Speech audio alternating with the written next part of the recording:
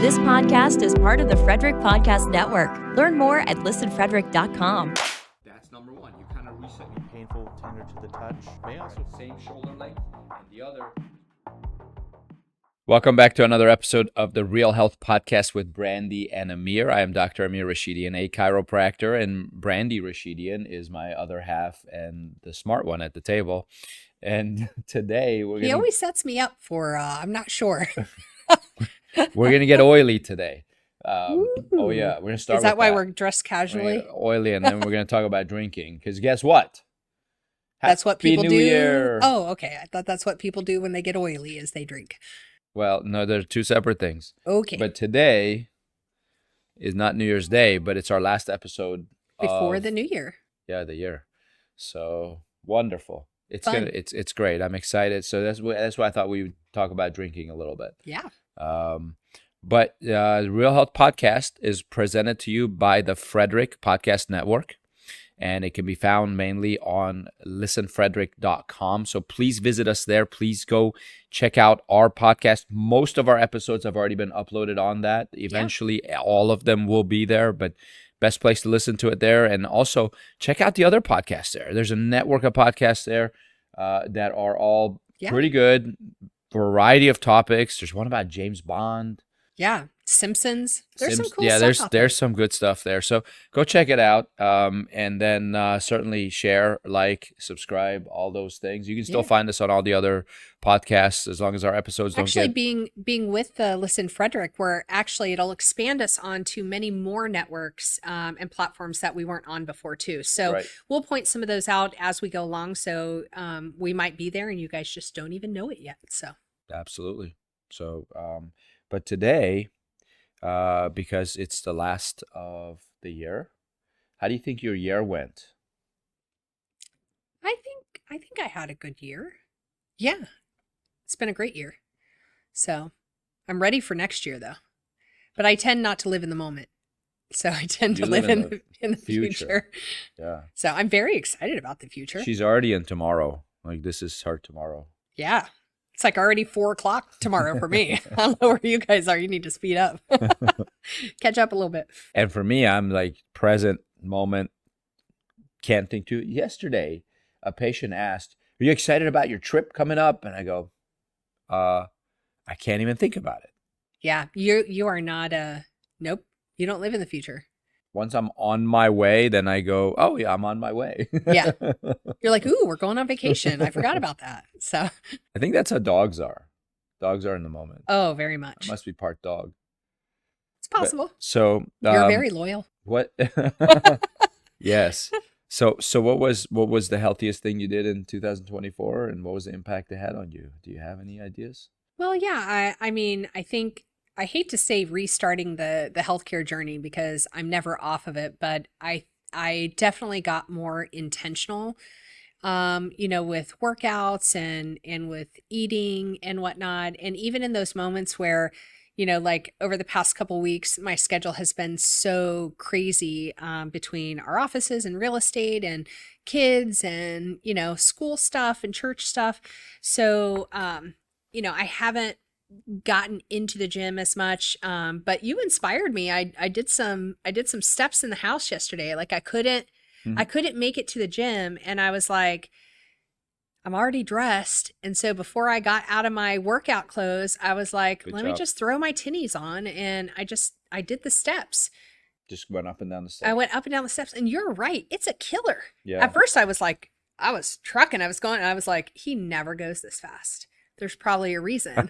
So I was like in like 7 minutes, I was so winded and tired. Yeah. And then I was like, okay, I need to slow it down and just, go step by step. I and literally, just take my after time. 30 minutes, I get a little lightheaded. I was lightheaded after 10 minutes. Yeah. I had to keep stopping and be like, I would go to the top and then I would go back down, go to the top. And then I would be like, I'd take a little sip of water. Yeah.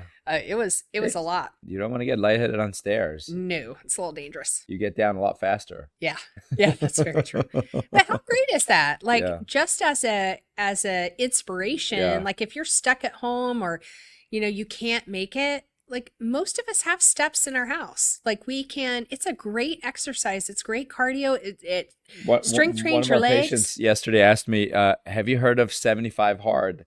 And I said, yes, I've heard of it. Now you can look it up. It basically requires you to read 10 pages in a book and work out twice a sorts of day. stuff, There's yeah. a few other things, eat better and all that stuff. I go, no, I'm doing the 10-year hard because they do it for 75 days straight. Yeah. And I'm a little over probably close to 5.5 years Mhm. into my journey. Yep. And literally, working out practically twice a day. 5 days a week, I work out twice a day. And the other 2 days, just once a day. So I'm working out 7 days a week, Yep. 5 days, twice a day. I've been counting everything, measuring, weighing every gram of food.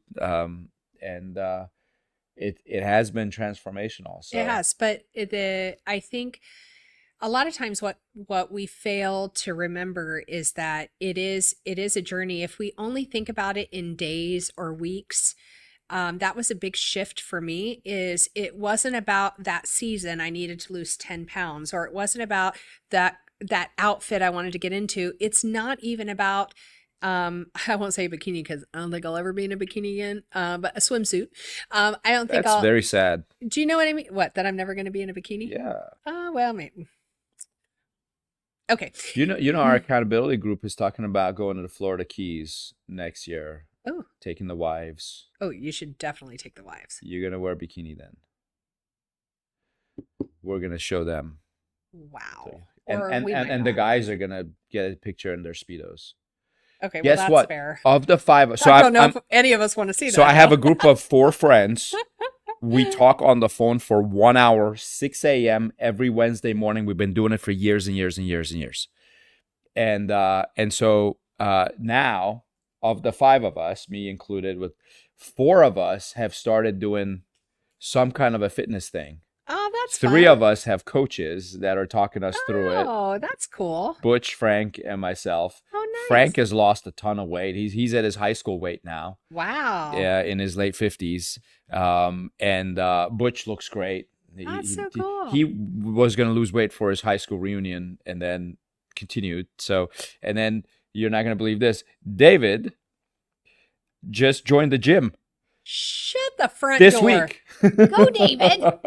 So we're waiting for the other David to do something. And but he's, anyways, we're going to wear Speedos and take a picture in the Florida Keys, and the wives have to wear bikinis. So you guys comment on that if you want. But, you know, that means you have, what? Don't worry, it's Brandy in a year, not Brandy right now. You have 8 months from now. It's going to be some July. It's going to be August or September. So you have 9 months from now.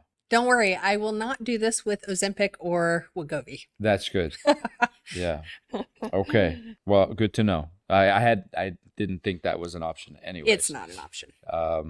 Because we got an article. We're gonna talk about that one too, right? About weight loss. Probably next time. But belly fat. That probably won't be this episode. It'll be next episode. Because you know what? You guys are gonna set some New Year's resolutions in a week. Obviously, mine's set. In less than a week, in like 3 days. And yeah.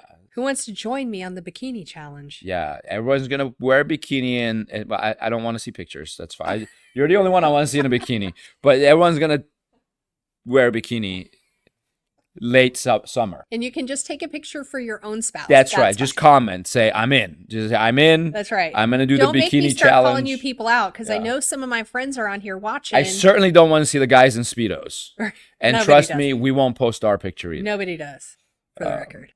Unless you really incentivize us, I'll And we consider. probably won't incentivize you. Well, we'll see.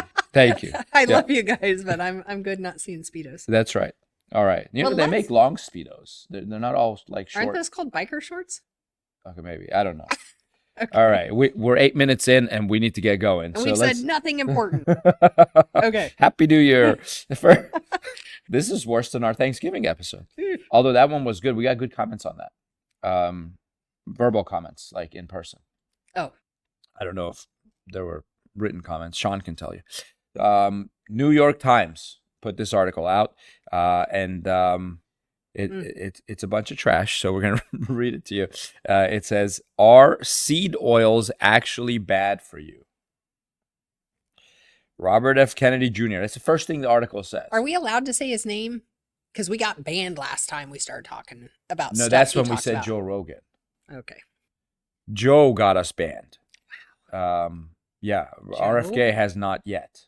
So it says RFK Jr. and others claim. Why did I have to name him? I mean, anyways, and others claim they're harming our health, but the evidence suggests otherwise. And Or I does would it? love to see that evidence.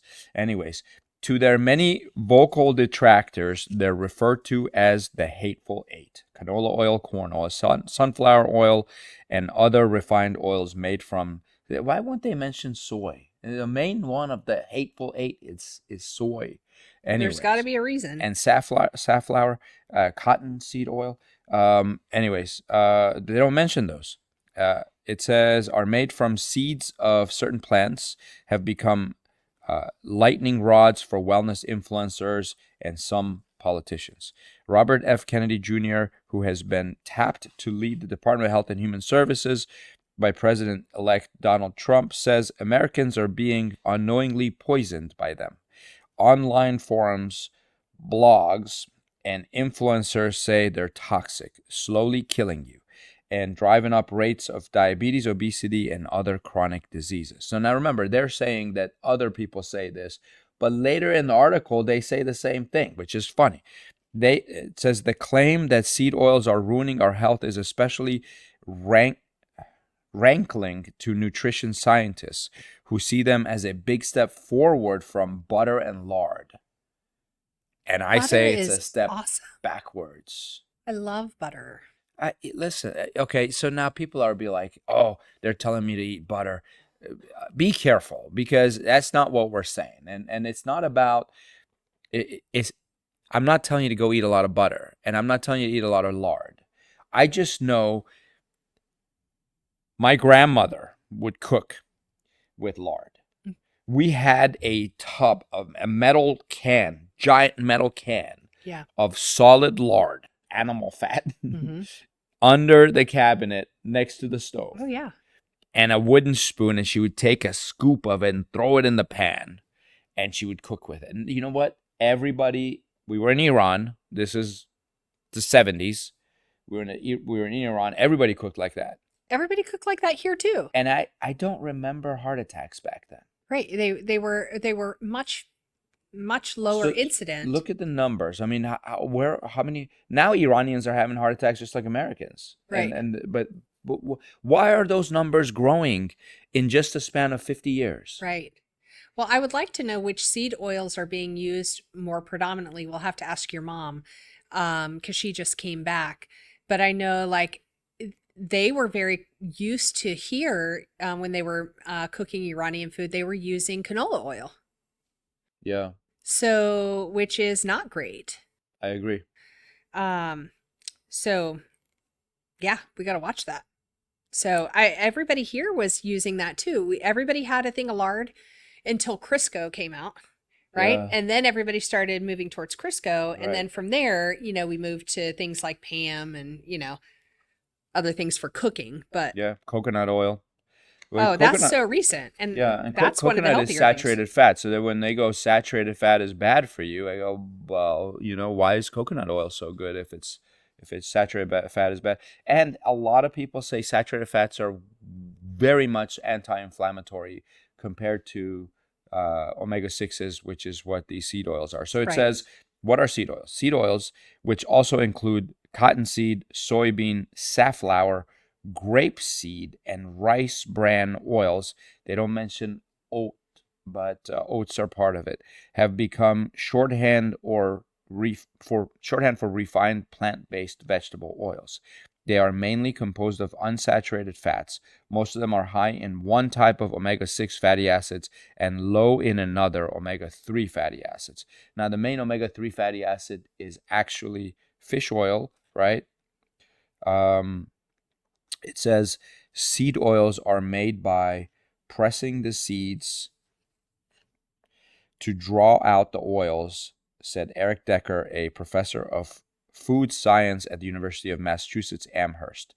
If you stop there, you have a cold pressed oil, like extra virgin olive oil, which is rich in beneficial plant-based compounds, but prone to smoking and degradation when cooked at high heat. Now, they mix in olive oil with these omega-6s, but olive oil is an omega-9. Mm-hmm. It's not an omega-6, and it's not a polyunsaturated oil. Right. It is a monounsaturated oil, very, very different. So it also has a higher smoke point. That's right. Than many of those, and we'll talk. So he mentioned smoking, and what they're talking about is anytime you heat an oil, the temperature that the oil begins to break down, which is like the temperature that it burns or it begins to smoke, that's what they refer to as a smoke point. So each oil has a different temperature at which its smoke point or its burning occurs. And that's when these oils actually become very dangerous and unhealthy to our bodies, is when they begin to break down. And so so you typically want a higher smoke point, right? if you're going to be cooking with it, yeah. And there are some oils that are just better, seed oils, to use in like salad dressings, or to use unheated. You just don't want to heat them. And there are some oils that you can heat, up to 500 degrees, but there's very few of them. So if you're cooking, if you're putting oil on, say your beef, before you put it into the oven, and somebody goes, why would you do that? Well, there's a lot of reasons. It helps to lock in moisture. It helps to create a crispy crust, whatever the case may be. So, helps your seasonings to stick nicely to it.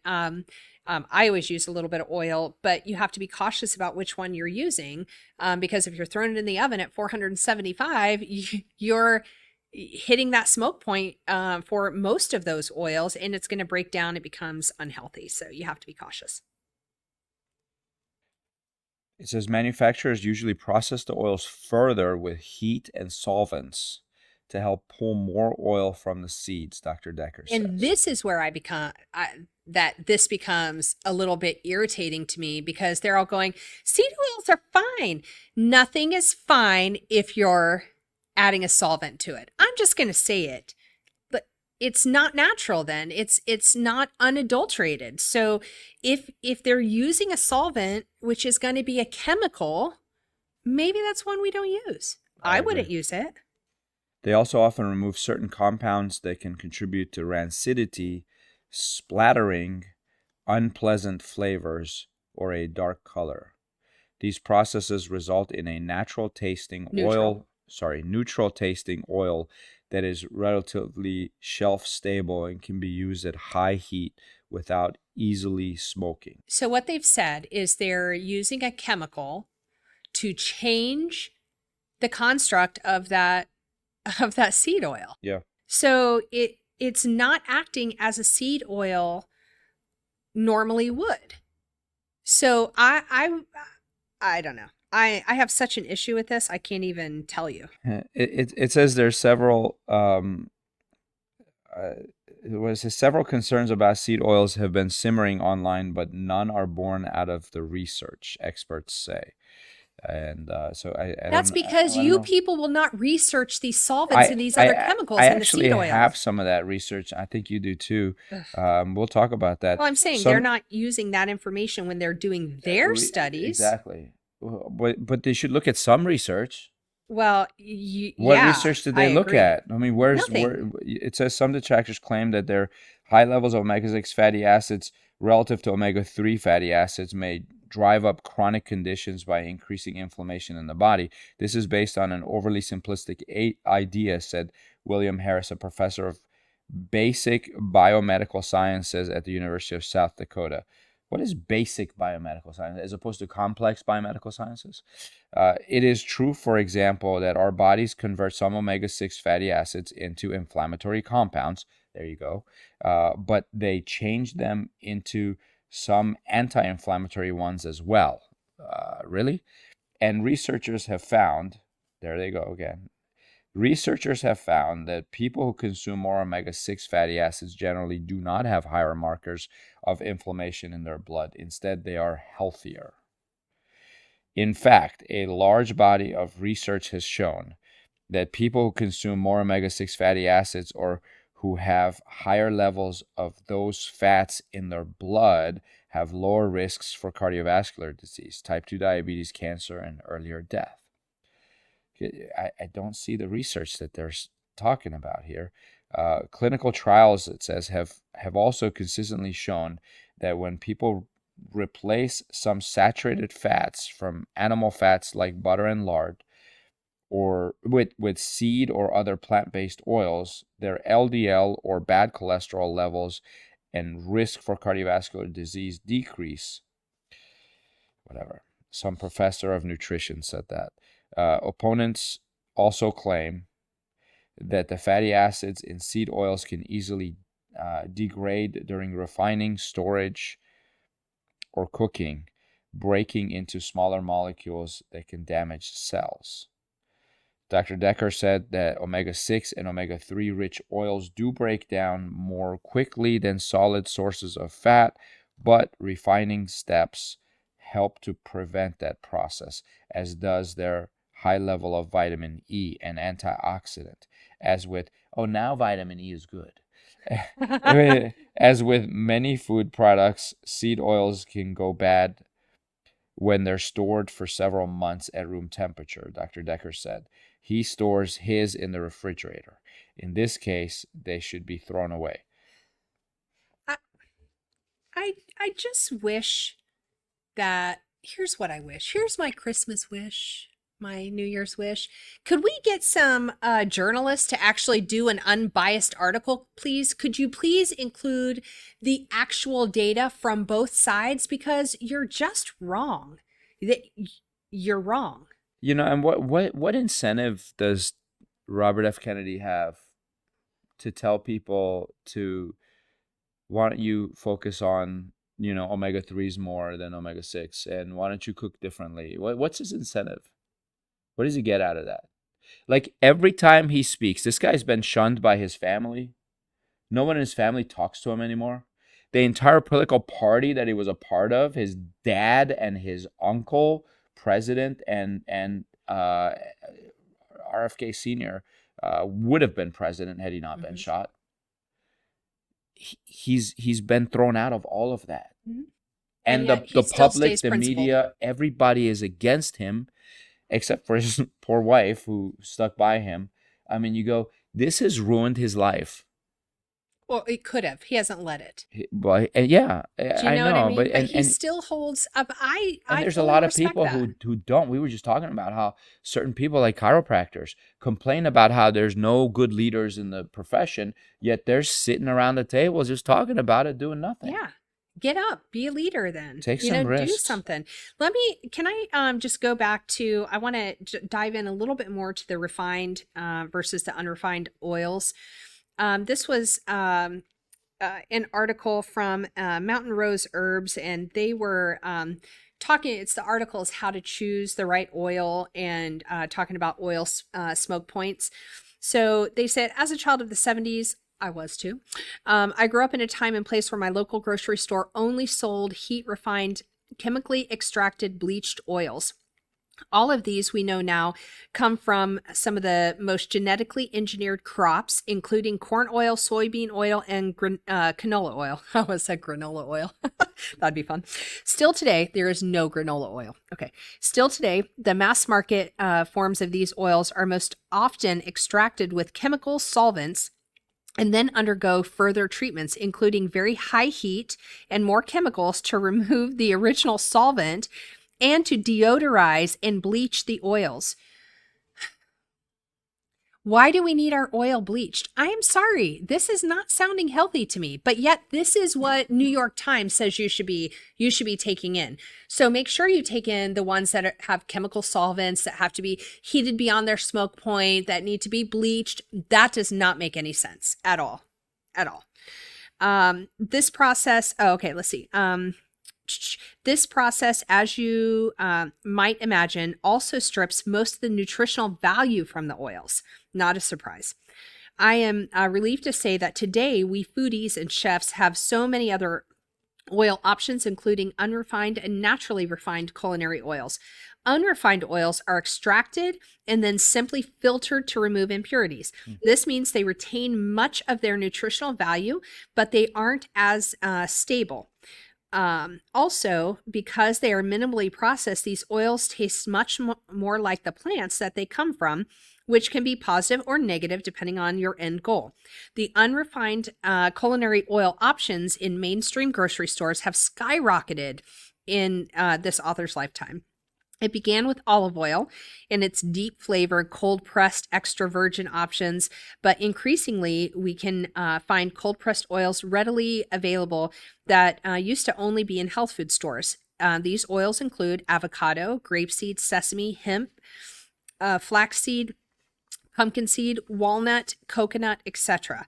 Many of the highest quality refined culinary oils are now pressed and refined without using chemical solvents. Those that are expressed from soft fruit or nuts like olive, avocado, walnut, etc. are expeller pressed and then put into a centrifuge to separate the oils from the water. Sometimes you'll see these labeled cold pressed. Harder seed oils such as soybean oil is a good example, often need to be steamed before pressing to achieve a good extraction. So there is some heat in that process. These naturally refined oils are also more filtered and strained than unrefined options, and this process does reduce the nutrients. Although not to the level of chemically or heat extracted oils. So anytime you're going to have some type of like extraction like that, there is, and you're using any kind of heat, like in this example, they're using steaming, it's going to reduce some of those, some of the nutrients, but not nearly as much. Let's see. It's also important to note that this refinement process is often key to success in culinary endeavors, as well as body care formulations, because it gives the chef or herbalist a stable oil with neutral smell and flavor. And these oils are so significantly more shelf stable for storage. Often, however, these oils are not ideal for more delicate applications like salad dressings, sauces, and flavored oils for drizzling. So it just like how it's processed, if we can stay away from those refined oils, we're going to be much better off because you're going to be sidestepping those chemicals. Absolutely. You know, it says, this was alarming. A final claim is that we're eating more of these oils than in the past. And that is also increasing certain chronic health conditions. One study, for example, found that levels of linoleic acid, the main omega-6 in seed oils, in U.S. adults have more than doubled during the last 50 years. Now, linoleic acid gets stored in your fat tissue, adipose tissue, adenocytes. And what happens is the half-life of these linoleic acid molecules is 680 days. That's a long time. That's how long it takes for half of it to leave your system. It's a lot. Now, it says it has doubled over the last 50 years. The amount, like when they check human fat cells compared to when they checked them 50 years prior, the amount of linoleic acid you'll find in those cells today is double what it was 50 years ago. Now, you go, and they're like, oh, it's not a problem. It goes, they say correlation does not equal causation. Well, I agree with that statement, but it's also a false argument because you go, what else is increasing people's heart issues and obesity? It says we're eating more of these oils because they're used in ultra-processed and fat foods. So that right there tells you what the problem is, because they're not going to use good oils in ultra-processed and fat foods because they have a short shelf life, which make up a larger share of our diets today than in past decades, Dr. Gardner said. Those foods aren't good for you, he said. But there's no... Do not let the food companies hear you say that. There's no evidence to suggest that seed oils are what makes them unhealthy. Then what does? Well, I would say maybe his statement is partially true. It is not the seed oils alone. Right. Right? It is also the everything else the that's other ultra-processed 67 ingredients that chemicals. They use. Oh my gosh. If you want to reduce your consumption of seed oils, do so by eating fewer ultra-processed foods. And maybe some cold-pressed seed oil. But it would be a mistake. Dr. Lichtenstein said, to replace seed oils with ingredients like butter, lard, or tallow, which are high in saturated fats. Okay, There I is disagree never with him. anything wrong with saturated fats, guys. It's how you use it and how you eat it, just like with anything else. You consume 2,000 calories of olive oil, you're going to be sick. Just like And- if you eat, a whole jar of mayonnaise without anything else. Right. So what happens, linoleic acid makes your own cells more susceptible to oxidizing. Linoleic acid itself is more susceptible to oxidizing. And we talked about the half-life being 680 days. And it increases in our fat tissues. And that includes brain and cell membranes. Every cell membrane has fat molecules, triglycerides in it. So it can lead to arthritis, pain, and depression, as well as mental health issues. Baked goods and candy have a lot of this omega-6 in them. Obviously, we mentioned soy and canola and safflower and all of those. They're stored in there. Now, here's one: chicken. More and more people are eating chicken than beef these days. But most conventionally grown chicken is fed soy. Correct. And canola meal. So that's why they're high in omega-6, and we all eat more of that.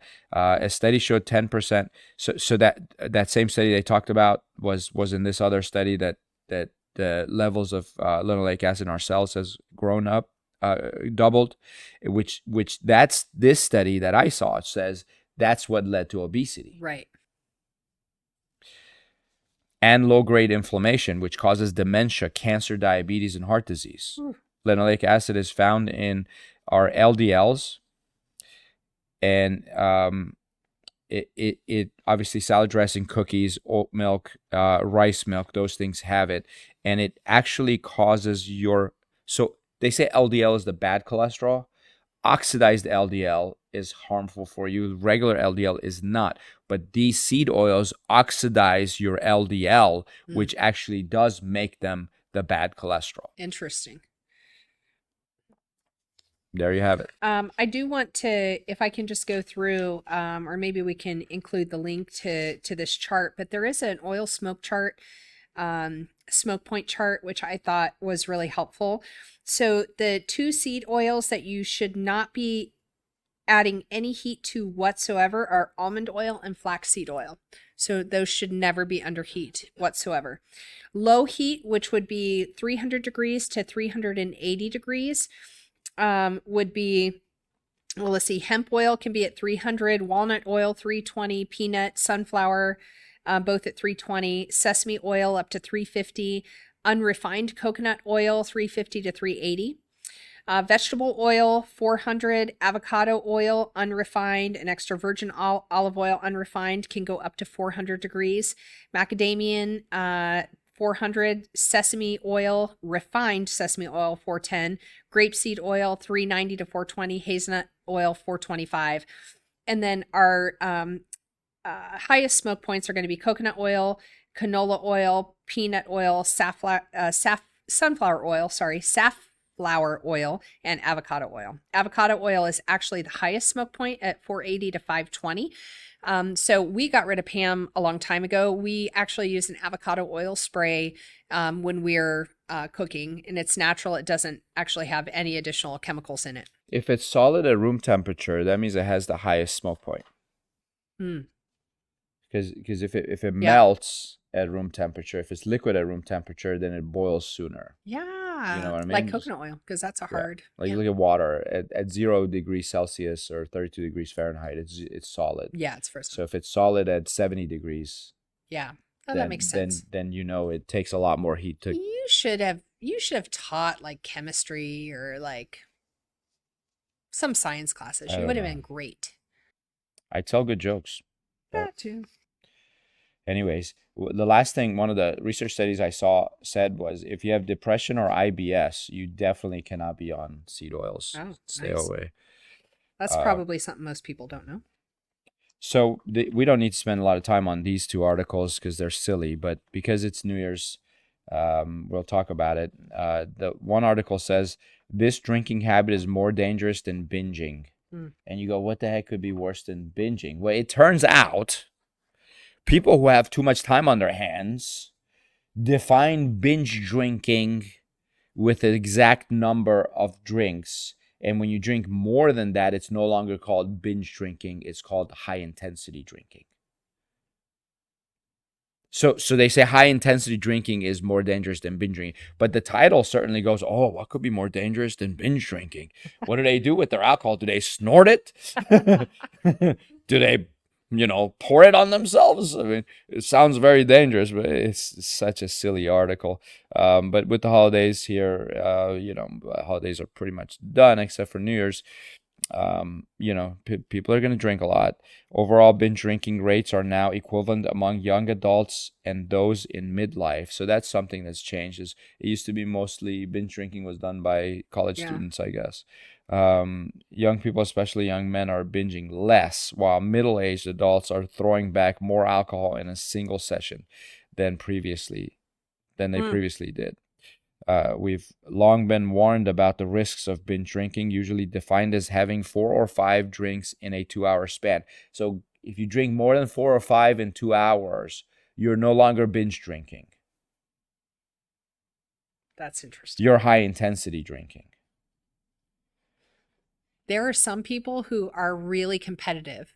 Yeah. And they're going to think they need to go to the next level now. So when you binge watch a Netflix series, if you watch 4 or 5 in a night, that's binge watching. Yes. If you watch 6 episodes or more, now you're high intensity watching. Ooh. You're not binge watching. We used to do that with 24. That was remember? a good show. Yeah. That was so fun. Yeah. We did some high intensity watching. We did. That was fun. That was before kids. High intensity drinking is even riskier than binge drinking. Is that really news? Like, we have to report on this?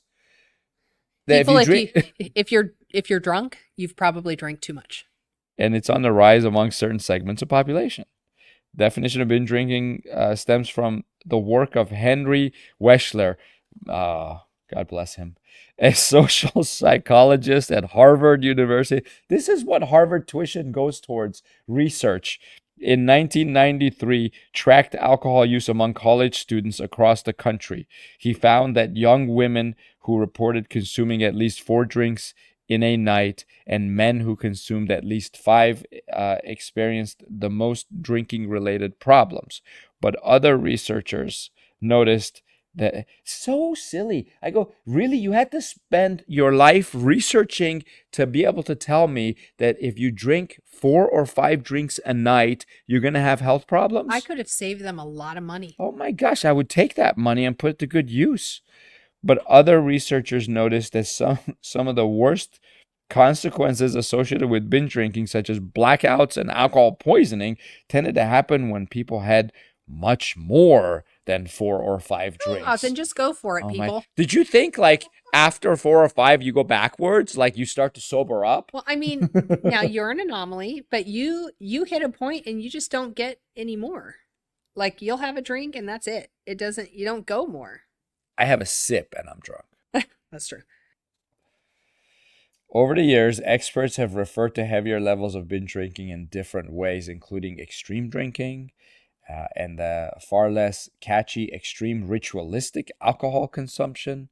In recent years, they settled on high-intensity drinking. So it used to be called extreme ritualistic alcohol consumption. Yes. I'm so glad they changed that. ERAC. ERAC. Now it's hid. Someone actually wrote this article. I'm sad to say somebody spent their goodness. good part of their academic career researching something I don't think needed to be researched. They did surveys, found that high-intensity drinking decreased to 8.5% of study subjects in 2023 from about 11% in 2013. So people were doing more high-intensity drinking 10 years ago than they are today. Nearly 1 in 8 people ages 27 and 28 regularly consumes 10 or more drinks in a night, according to the latest data from 2023. Gosh. They also show the decline in high-intensity drinking among young adults overall, but its frequency among men ages 30 and older and women ages 18 to 64 have increased. What a range, 18 to 64. You're like 18-year-olds shouldn't be drinking anyways. They're not I 21. know. And what are they talking Like, why did about? we include a group that it's not even legal for them to drink? Yeah, you're telling me 17-year-olds drink less than 18-year-olds. I hope to God so, but it's funny. This is such a bad article. Consuming 8 or 10 drinks in a short period of time can produce a blood alcohol concentration of over 0.2%, which significantly increases the risk of injuries, overdose, and death. Wow. I think our 11-year-old knows that, and no one had to teach him. Oh my gosh. Greater likelihood of developing alcohol use disorder as well, car accidents, drunk driving. Young people were largely motivated by the expectation that it would make them more social and help them have fun with friends. Middle-aged and older adults drink during social events too, but they also reported using drinking as a way to deal with stress. So there you have it. They should read my book about stress instead of drinking. You know, I heard there was a video I saw, and I think it's applicable here. He was going through and talking about how alcohol wasn't his problem. Like, he'd been drinking a lot and whatnot. And he said, alcohol wasn't my problem. He's like, my inability, it was my solution. Right? Wow. So if we just kind of flip, and I love that he That's changed that interesting. perspective, Yeah. is that if you stop treating alcohol, food, drugs, whatever it is, as and stop looking at it as the problem, because that's what we do. We go, oh, you have a problem with alcohol. You know what I mean? It's not. It's that we are not coping or dealing with whatever is going on in our life, and we're trying to use that as a solution for those those issues. Right. If we just begin to deal with those issues and stop making that the solution, Yeah. that changes things, right? But if we have a problem with something, it's much harder to kick. That's true. So just Good, perspective. Good switch on mindset and perspective. So this other article says older adults do not benefit from moderate drinking, large study finds. Really? Moderate drinking is not going to make you healthier than not drinking? And it goes on to talk about, it says virtually any amount increased the risk of cancer and there were no heart benefits. I don't think we need to read this article. Anymore. Alcohol raises the risk of cancer from the first drop. The first drop of alcohol increases your risk of cancer. Some believe there are serious flaws in the earlier research. Because there were research that said a little bit of alcohol is good for you. Right, but they were talking about wine specifically, weren't they? Not just general They were alcohol. talking about half a glass of wine each night. Right. Well, there is something in red wine specifically. Is it resveratrol? Resveratrol, I think, yeah. Which has health benefits. Yeah. But I don't know if anyone has ever done the study to say, does this benefit outweigh the risks here? Right? There's a risk reward probably to almost anything we take on. So is one glass of wine going to increase your risk of cancer more than that highly refined box of cereal? Huh. I don't know. I don't know. I would probably be pretty confident saying I don't know what would increase your risk of cancer more than some of our highly processed food, our high fructose corn syrup, our food dyes, all of that. So you just do your research and take it like that. So this guy who did the research has solicited funding directly from the alcohol industry while suggesting the study would prove the benefits of drinking. Ooh. Alcohol use has risen, blah, blah. I usually try not to trust studies that were actually paid for by the people who own the market on that product. I agree. Even low levels of alcohol consumption can bring health risks. I mean, okay, let me ask you. Alcohol is a poison, right? Okay, so a little bit or a lot, it's still poison. It's not like a little poison's good for you, a lot of poison's bad for you. Although there's some studies that say a little bit of radiation is good for you, a lot of radiation. Oh, thank God, because we're getting a lot of that. Overall, moderate drinking defined as between 20 and 40 grams of alcohol daily for men and between 10 and 20 grams for women. Or you only get half the alcohol I get. Associated with a higher risk of death from all causes and a higher risk of dying of cancer. Heavier drinking, over 40 grams a day for men and over 20 grams a day for women, was associated with higher death from all causes as well as cancer and cardiovascular disease. There you have it. So you're going to have champagne, have one champagne. You don't need more. Celebrate. That's it. Don't drink much. Okay. Can have some apple cider, carbonated. That's tasty. And they have like, I don't know, hot chocolate. Well, then you're with dealing real with how was it cocoa. made? Yeah. I had to buy hot cocoa for the school the other day, and they usually do the instant. And it's so painful because I look at all the labels and I'm like twitching as I'm buying this because I know what's in it. I tried to get the best of the worst, but it's hard to do.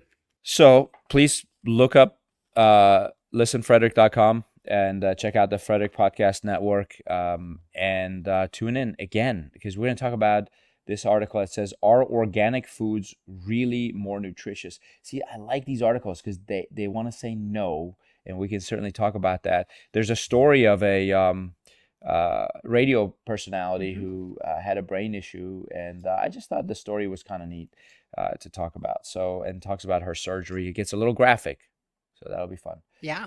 So we'll chat about that. Plus, we have other news coming up. So, Happy New Year to everybody. And do us a favor, if there are some topics that you guys would really like us to dive into in 2025, please let us know.